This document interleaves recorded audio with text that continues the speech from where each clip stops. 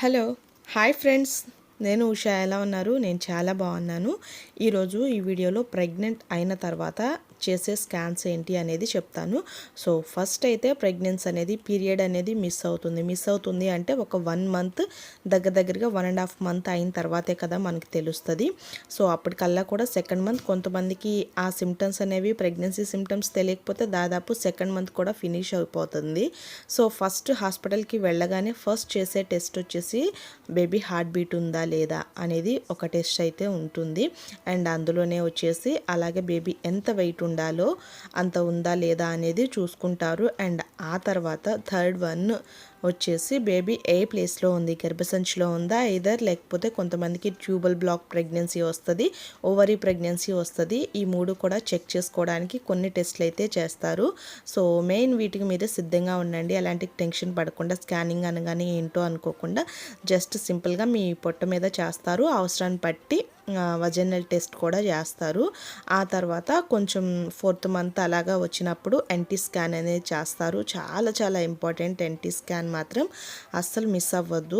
ఆ స్కాన్ మాత్రం అస్సలు చేయించుకోవాల్సిందే. సో ఎన్టీ స్కాన్ చేయటం వల్ల బేబీకి ఎయిదర్ ప్రాబ్లమ్స్ ఏమన్నా వస్తాయా, సో బేబీ మెడపోర అనేది థిక్నెస్ని బట్టి కొన్ని ప్రాబ్లమ్స్ అనేవి కూడా వస్తాయి.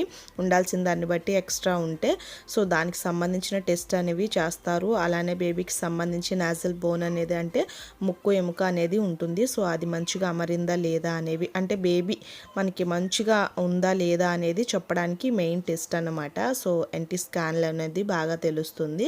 సో ఆ టెస్ట్ మాత్రం కంపల్సరీగా NT scan 4th month 3rd నుంచి 4th వస్తుంది అనగా చేసేస్తారు ఈ స్కాన్. అండ్ అలాగే స్కానింగ్కి వెళ్ళేటప్పుడు ఎలా వెళ్ళాలి అనేది ఒక డౌట్ వచ్చింది కదా. సో ఏం ప్రాబ్లం లేదు. ఫస్ట్ 3 మంత్స్లో చేసే స్కానింగ్కి మాత్రం కొంచెం వాటర్ మంచిగా ఎక్కువగా తాగితే బాగుంటుంది. అంటే బేబీ చిన్నగా ఉంటుంది కదా.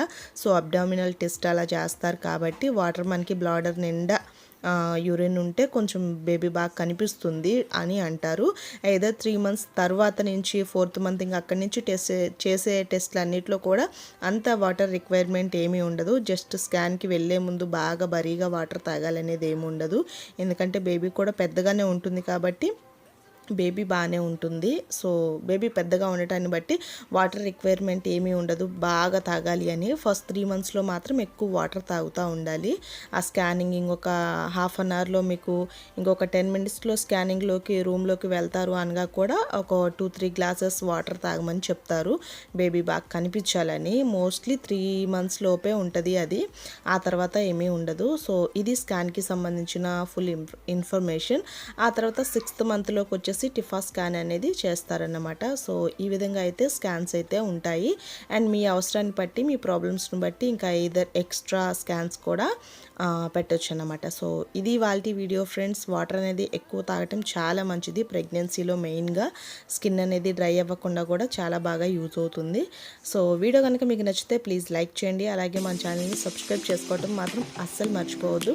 మళ్ళీ మంచి వీడియోతో, మీకు యూజ్ అయ్యే వీడియోతో మంచి వీడియో అనేది చేస్తాను. Thank you for watching friends. Video నచ్చితే లైక్ చేయండి, అలాగే షేర్ చేయండి. Thank you for watching. Bye.